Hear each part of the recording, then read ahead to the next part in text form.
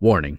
The Intercontinental Committee on Podcasting warns that listening to the Get the Fluff Out podcast may induce euphoric feelings of nostalgia, which may lead to complete and total ratitude. The show starts in 3, 2, 1, go.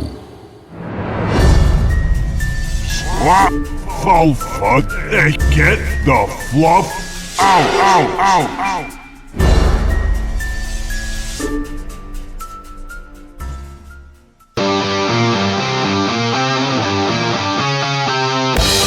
Welcome to Get the Fluff Out. I'm Hollywood, along with your co-host, Dirty Jim. And thanks for joining us on our rockin' journey through the decades in our quest for the musical Holy Grail, creating the ultimate Gen X rockin' mixtape playlist. On each episode, we'll choose which songs from an album review that will make the cut to appear on the playlist. It's time to experience the soundtrack of our lives. All right, we are back. Dirty Jim, how are you, my friend and brother from another mother? I am doing fantastic, and I'm glad my mother does not listen to this. I don't even know if my mother knows what a podcast is. Right? or your dad, who smells like elderberries, apparently.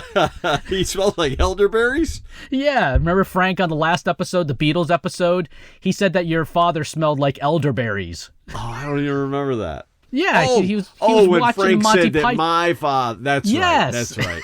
That's right. I was thinking, where did I hear that before? Yeah, our producer Frank, he was making fun of Dirty Jim in the last episode, the companion episode to Queensrÿche, which is the Beatles episode, Rubber Soul. And he made an allusion to Monty Python and the Holy Grail when he's insulting Dirty Jim. Now, before that episode, I forgot to tell you that the other night I was recording some sound bites for the podcast were they for future? What were they for? I can't even remember what the hell I recorded. But I came up here to record some sound bites. All right. And just before, and I was doing it quick. I brought my laptop up, no plug. I was just going to plug it into the microphone. And before I came up, I had a mouthful of some nuts. I didn't want to just say nuts because I know that you'd put some sound effect in there. But I had a mouthful of nuts.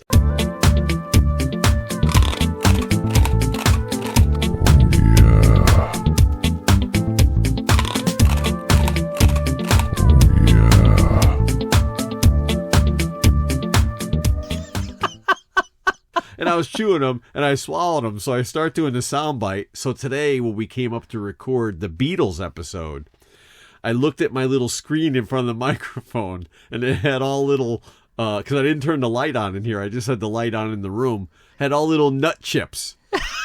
So I was scraping, and they were dry by now, so I was scraping them off, which is pretty disgusting. Yeah, it sounds like you're an old man just spitting out nuts as you're talking. Oh, I just had a whole big handful of them. I threw them in my mouth and came up and recorded. I didn't even realize I was spitting them out while I was doing the sound bites. You're a funny dude. All right, tell us what we're doing today.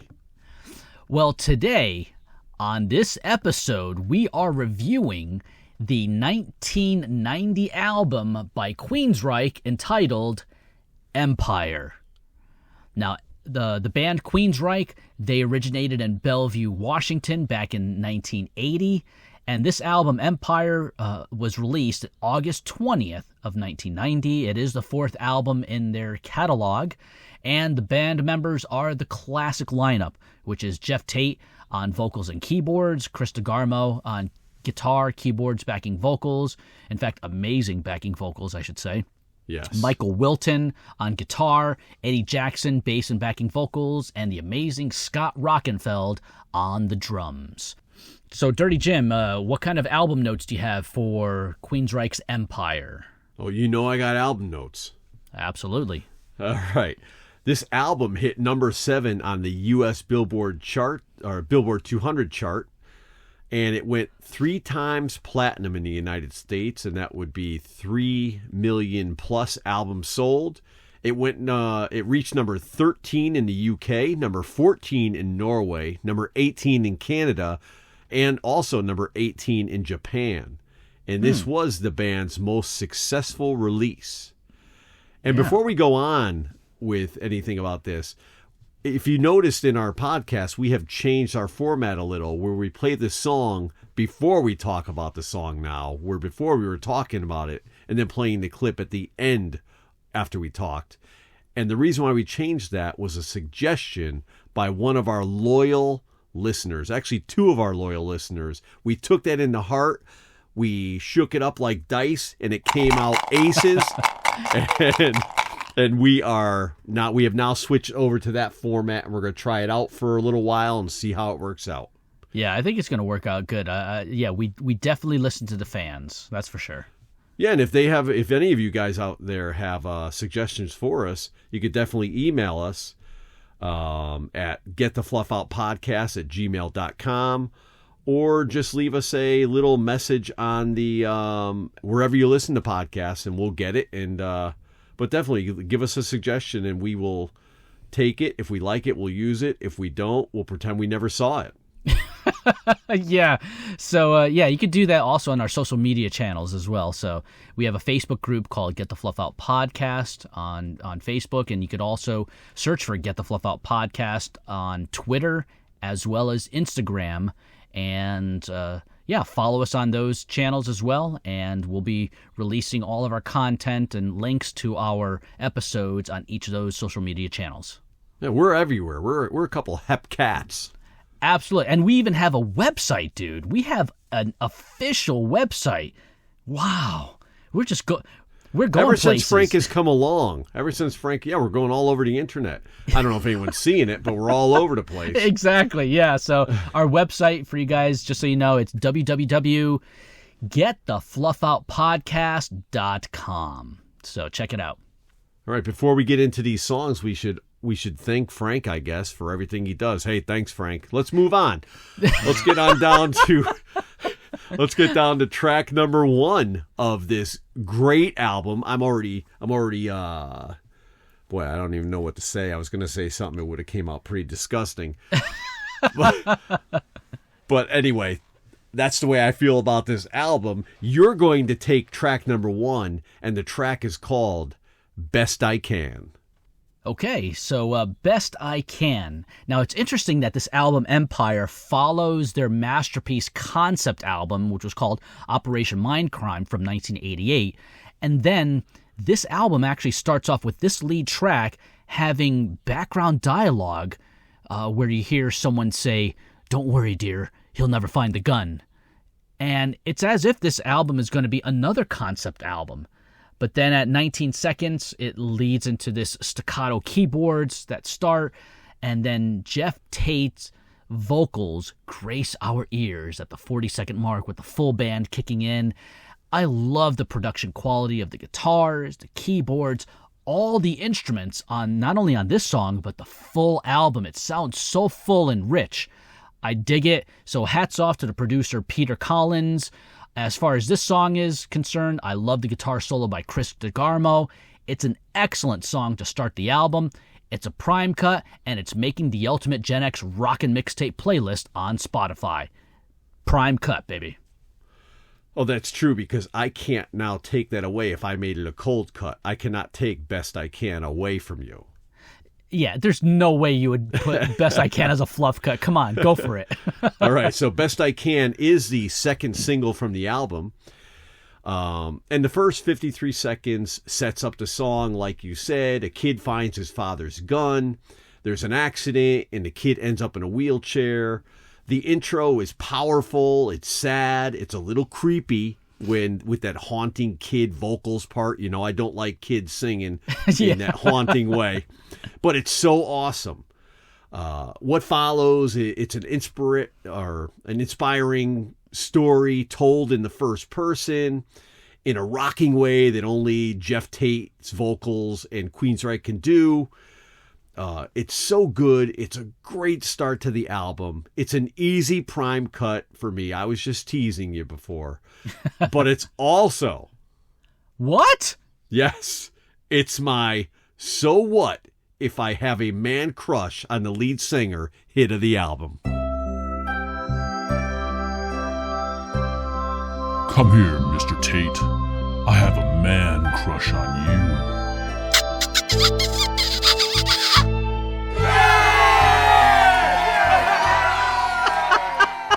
Oh my God. Man crush on Jeff Tate. I gotta tell you, there's hardly a song that I listen to that I don't want a prime cut from Jeff Tate, because his vocals are amazing, at least on these first 4 albums. Dude, you have several man crushes. I know 3 in particular. Jeff Tate. You also have a man crush on Dee Snider from Twisted Sister, and you also have a man crush on Ozzy Osbourne. I have one word to say to you. Uh-huh. Shh. What? Don't tell nobody. Oh, I see. Don't judge me. That's right. No, there's a no judgment zone. All right, let's move. I'll take this one. Track number 2. The track is The Thin Line. All right, so guitarist Chris DeGarmo said that this song was about doing something for someone that you wouldn't normally do, taking a risk, walking a thin line. And if I'm reading the lyrics correctly, it seems like someone is having a little how do you do with the dominatrix type. Try again, again, again. Yes. Okay. So I don't know what he was talking about, but it seems like a dominatrix type was doing little favors for this other person. But I could be wrong. Go listen to the song. Let me know what you think. Perhaps to me, it's just wishful thinking on my part. Oh, man. There is a sexiness to the verses of this song. The chorus is kind of basic, but they make the basics sound fantastic. They could have cut off the last minute of the song, which kind of just rides off into the uneventful sunset. I love this one. It is definitely making my playlist as a prime cut. All right, so The Thin Line for me, there's an awesome heavy guitar riff and keyboard start off the song, which then goes into these slow ballad-like verses, but then it picks up tempo again in the chorus. I think there's some really cool dual guitar harmonies done by Michael Wilton and Chris DeGarmo in the solo, and this is a very familiar sound to us Queensrÿche fans. I mean, with all the keyboard accent strikes, and this track to me could have easily been on Rage for Order. It sounds kind of like that. And I totally dig this song. It's absolutely a prime cut, and it's making the playlist. There's a lot of keyboard on this album, but not keyboards like they were doing in the mid to late 80s. Yeah, it's not like new wave type keyboards. It's kind of Right. like more hard rockin' keyboards, the way that I guess Dio used some keyboards, or even Ozzy at times used keyboards, and other bands at other hard rocking metal bands. But yeah, definitely not new wavy kind of keyboards. All right, let's move on down to track number 3. You Take It, and the track is Jet City Woman. Okay, so Jet City Woman. Now, the mood of the song is set by the opening bass riff line by Eddie Jackson, who's joined by this sweet guitar melody line before the full band kicks in, and very heavy as Chris DeGarmo continues right into a guitar solo before the opening verse. Then the music slows down underneath the verse, with Scott Rockenfeld kind of killing this cymbal pattern, and along with his accented drums. To me, this is one of the best choruses on this album. It's another killer solo by Chris DeGarmo. I love it. It's absolutely a prime cut, and it's my All That and a Bag of Chips track of the album. Yum yums. Wow, I didn't see that coming. I Yeah. saw the song. I saw that this is a great song, but the All That and a Bag of Chips, I did not see that coming. Yeah, I had a hard time. There was like 3 songs on this album. I kept going back and forth, and I listened to this album over and over, and I'm going through the prime cuts. I'm like, man, which is the one that's going to be the favorite track of the album? And Jet City Woman just just by an inch, by a hair. It won because I love the chorus. Chorus is awesome, and then also the guitar solo.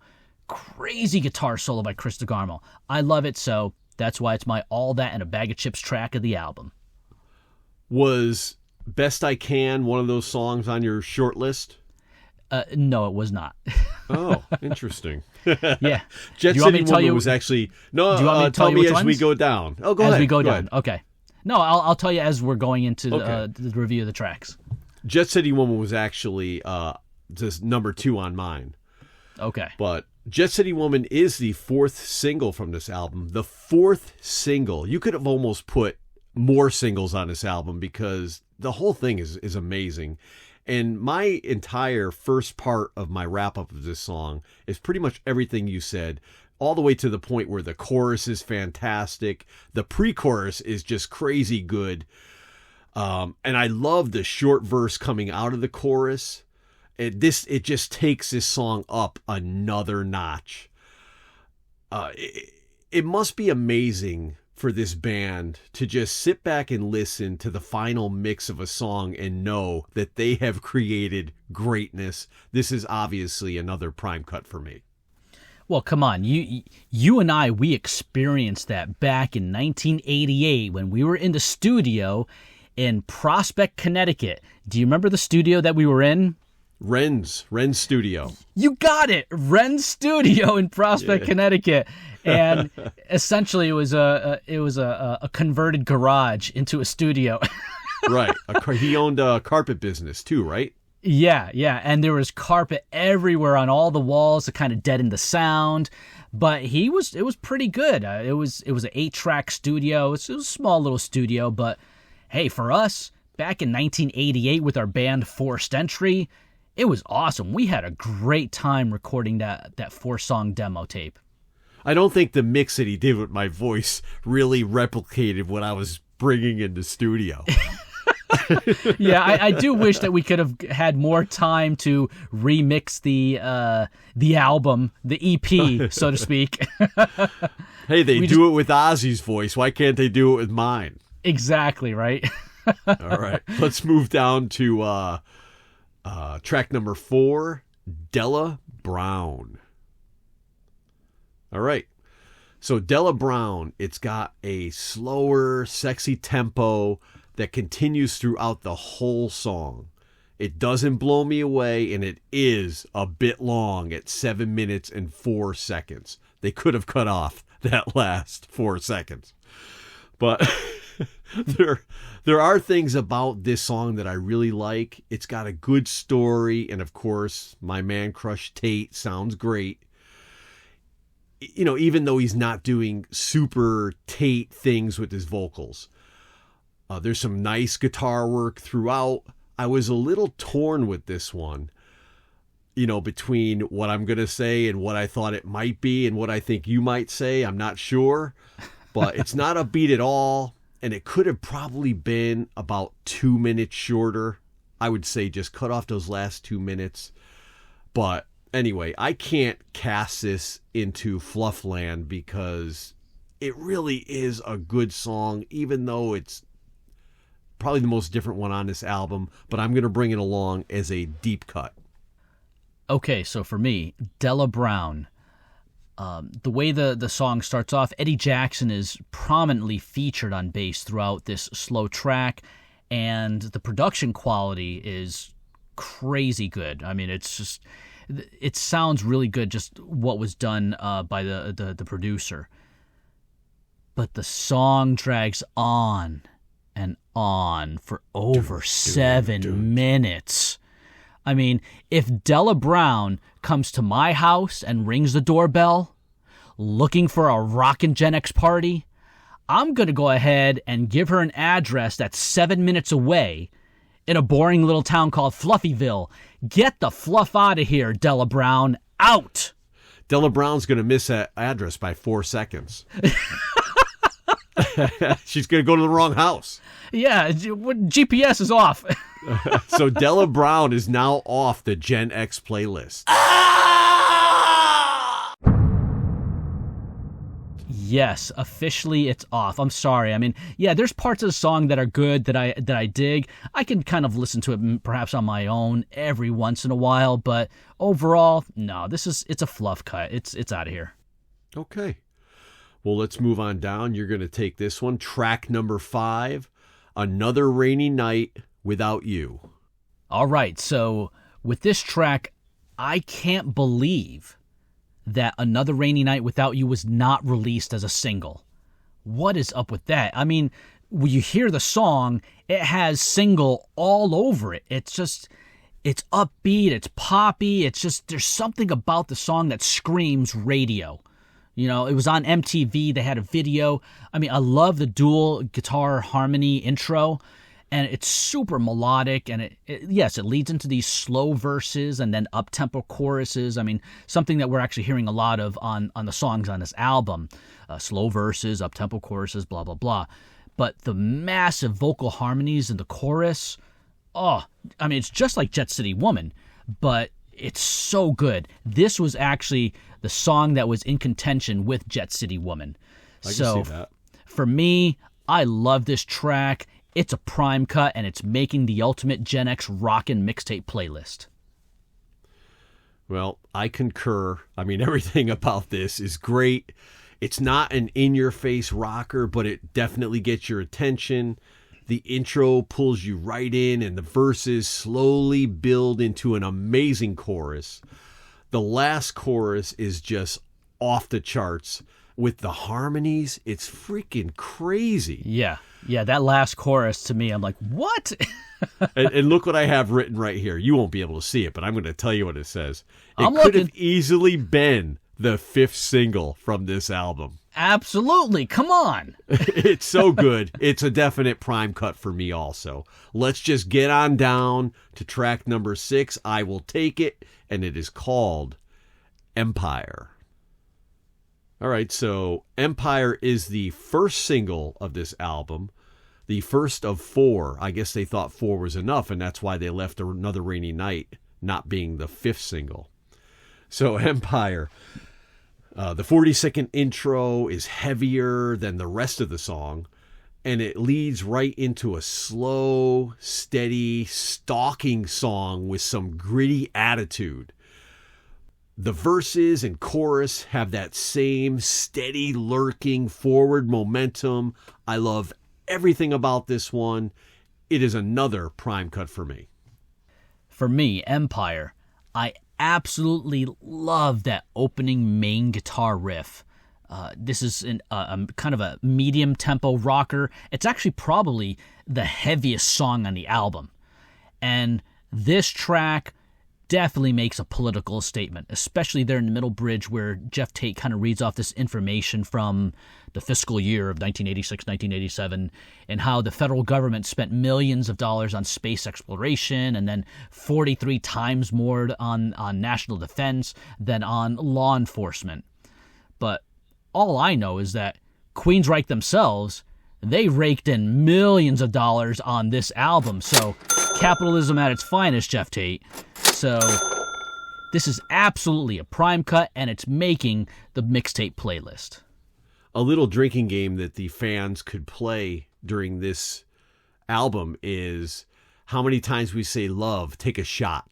Every time we say love, take a shot. Oh my God, people will be completely wasted and hammered. Well, now that they may be doing it, I'll have to throw a few more in for the rest of the album. Well, keep in mind, there's we're catering to also the Gen X audience, so there's a number of us that are in our older years. It may not be drinking for them. They may be doing some perhaps medical marijuana or edibles, so. That is true. And legally now. Absolutely. So... They could pop a gummy or some sort of other edible. Hey, I pop a gummy at night before I go to bed, a nice CBD gummy, and I sleep like a baby.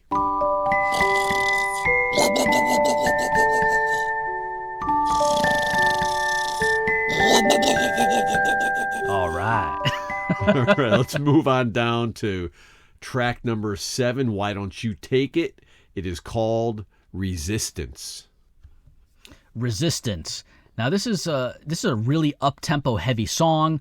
I'm not crazy about the pre-chorus. There's not that typical massive harmonies going on here, but it's a basic chorus. The song is really good. It's not one of my favorites on the album, but I do like it enough that I'll keep it as a deep cut. Now, Empire obviously was a political song, and so is Resistance. And if Empire was a slow, steady, stalking political song with attitude, Resistance is really just a souped-up version of that. But unlike Hollywood, I love everything about this one too. It is a prime cut for me. Oh, okay. All right, let's move on down to the ballad of the album, track number 8. I'll start it out, and the song is Silent Lucidity. All right, so Silent Lucidity is the third single from this album, and it is the biggest hit for Queensrÿche. Absolutely. I mean, great song, and we'll get into that in a second. But in 1991 at the Grammys, it was nominated for the Best Rock Song. And guess who it lost to? Who did it lose to? Sting. Sting once again thwarts rock's advancement. Didn't he... Okay, there was a time where the Police were up against Rush in like an instrumental category back in 1980, right? Yes. And it was Rush, it was YYZ was nominated for a Grammy, and then the Police were nominated for something about Camel. Behind My Camel. Behind My Camel. And Police won. Oh my God! Yeah. So they did it again. Ugh. Now this one I did go listen to it, and this one's they lost to it's actually not the Police, it's Sting. Okay. And the song was called "The Soul Cages." Oh my God! It's a much better song than "Behind My Camel," but they got this one wrong too. And also Metallica, Enter Sandman, and Jane's Addiction, Been Caught Stealing, along with Tom Petty, Learning to Fly, lost to that. Oh my God, are you kidding me? All those other songs were in the same category? Sting beat all of them. Oh, no. Oh my God. See, guys, this is what pisses me off about the Grammy nominating committee or who votes for the Grammys. They have no clue about rock, hard rock, metal. They just... How is it possible that Sting can beat out all of those other massively awesome songs? I don't know. It gets worse because for the best rock vocal performance by a duo or group, okay, this song was also nominated along with Tom Petty's Into the Great Wide Open and Good Jane's song. Addiction, Been Caught Stealing. Okay. But guess who beat them? Who? Bonnie Raitt and Delbert McClinton for Good Man, Good Woman. Come on. Oh, I have no clue. I mean, I know obviously who Bonnie Raitt is. I don't know who the other dude is, and I never heard that song. So off you go. Get the fluff out. Delbert McClinton played a lot with the Grateful Dead and like Jerry Garcia and stuff. But Okay. I will say about the song, because I did listen to it, it does have a funky, danceable rhythm. Okay, back to Silent Lucidity. All right.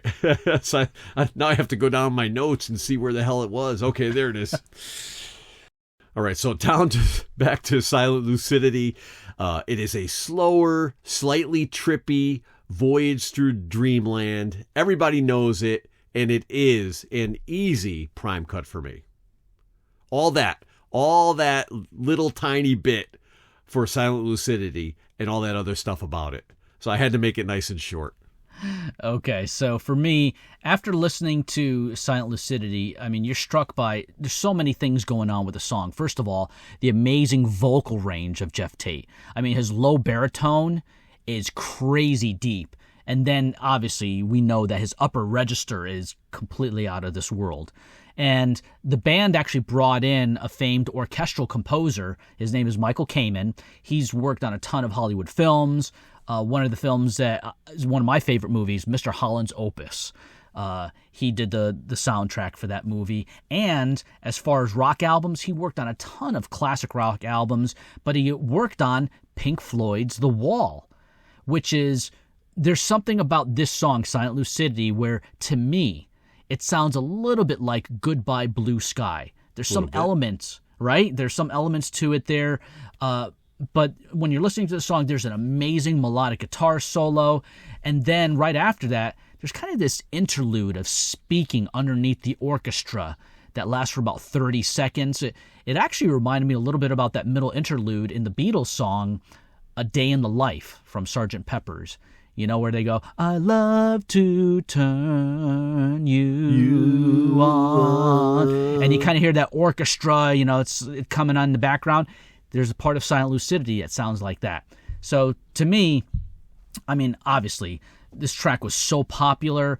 It's actually one of my all-time favorite rock ballads. Definitely, it's going to make the Gen X Rockin' Mixtape playlist. It's a prime cut, Dirty Jim. All right. We've been on that song for a long time, so let's get away from there and move down to track number 9. And I believe that you're going to take this one, and it's called Hand on Heart. Okay, so Hand on Heart, I'll make this quick. Super catchy hook. There's a great sing-along chorus. I love this chorus. Ton of vocal harmonies.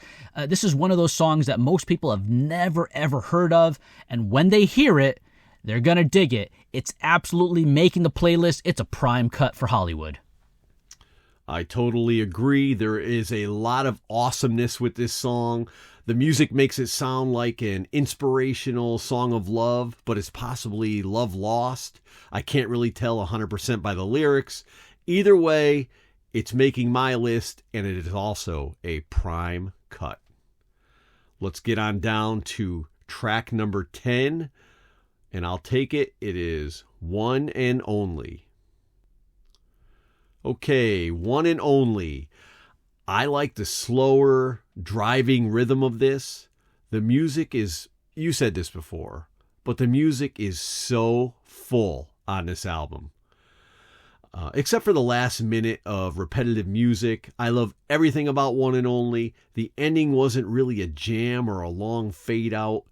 I'm not sure what the idea for it was, but I think a lot of people will like the song enough to want to hear it again.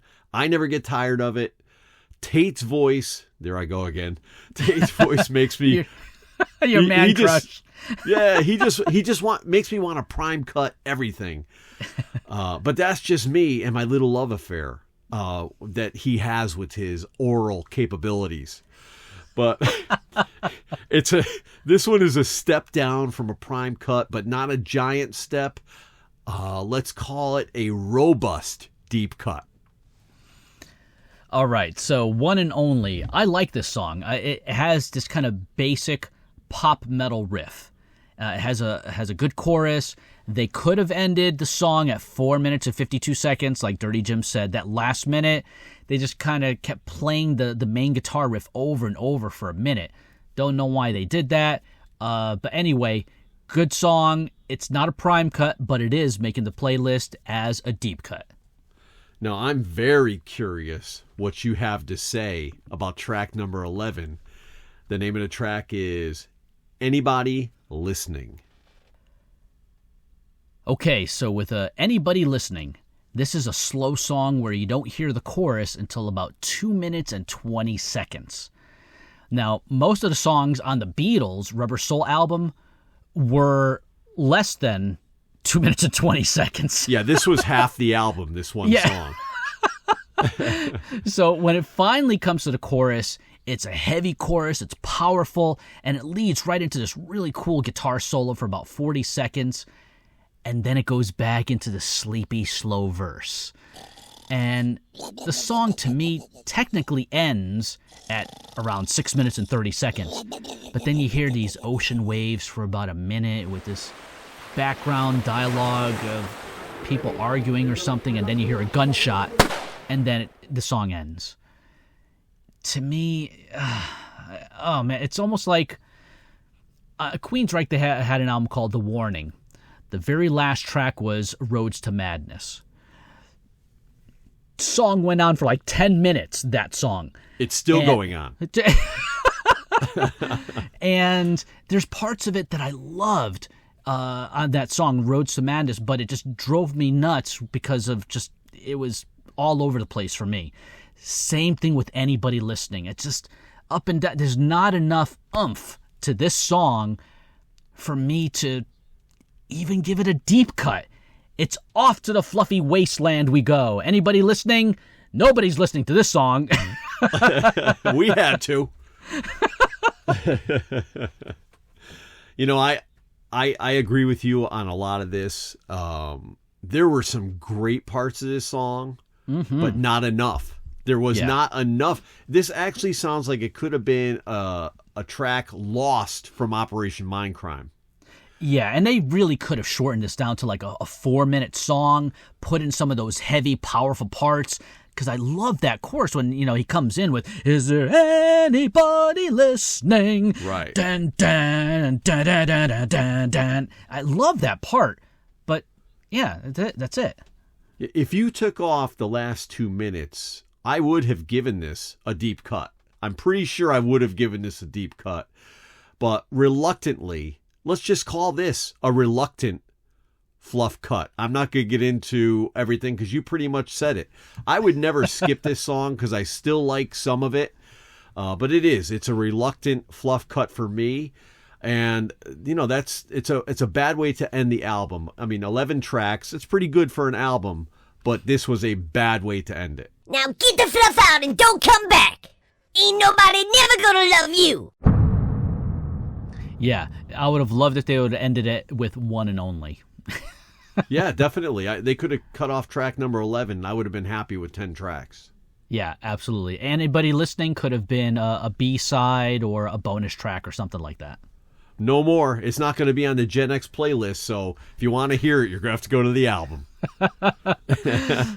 Well, that does it for our album review of Empire by Queensrÿche. So, Dirty Jim, what amazing music will we be reviewing next time? Well, make sure if you haven't done it already, the companion episode that was released with this one is the 1965 Beatles album, Rubber Soul. So go listen to that if you haven't listened to it yet. But in 2 weeks, you will be hearing the 2009 album from Skillet called Awake and the Scorpions' 1984 album, Love at First Sting. Oh, yeah. I can't wait for Scorps. I can't wait. Yeah, I can't wait to hear what those two guys have to say. All right, awesome. So, guys, go ahead and please go to Spotify, hit the follow button, or any other podcast platform that you listen to. Hit the follow or the subscribe button, please, so that way you can be notified when new episodes are released on the 1st and on the 15th of the month. And also, like we had mentioned before, send us an email with comments or suggestions at getthefluffoutpodcast@gmail.com, or go ahead and just make a comment on our social media channels on Facebook, Instagram, or Twitter, simply by doing a search on Google, Get the Fluff Out Podcast. Or you can just go to our website, www.getthefluffoutpodcast.com. And a lot of our sound effects on here that weren't made by us, we got from a site called zapsplat.com. And in our intro for the podcast, we got that from looperman.com. And it's a mix of a drum loop from HP Records called Vintage Kit 2 and a guitar loop from Geomoon called Groovy Rock Guitars Loop Riff. And then the outro music is our music from a song called Elysian Fields from our band Forced Entry from back in 1988. And it is copywritten by Dirty Jim and myself, Hollywood. What about Bruce and Joe? No, I think we were the ones who did the copyright. I think I left Bruce and Joe out of it. Oh, that maybe we'll put that on our Gen X playlist. Hey, you know what? Hopefully they listened. Can you imagine? Okay, Bruce Rosem was an amazing bass player. I mean, one of the best bass players I've played with. And back in the day, we were like, wow, Bruce is great. Yeah. And for the drummer, Joe Gabriel, okay, he was a drummer. Yeah, Joe was a lot like me. Yeah. We were just there. You guys were there to kind of fill the void of a vocalist and a drummer. Yes, exactly. But I filled man, that void. I was 6'2" at the time. I've shrunk to 6'1". Don't know where that inch went. I know where it didn't go. That's funny. It didn't come my way, that's for sure. No, it didn't come your way. Never will. Never has. All right, guys. So we want to thank everyone for carving out some time in your busy schedule to listen to the Get the Fluff Out podcast and to get a little Gen X nostalgic with us. So with that being said, Dirty Jim, we just got the fluff out. Yeah, we did.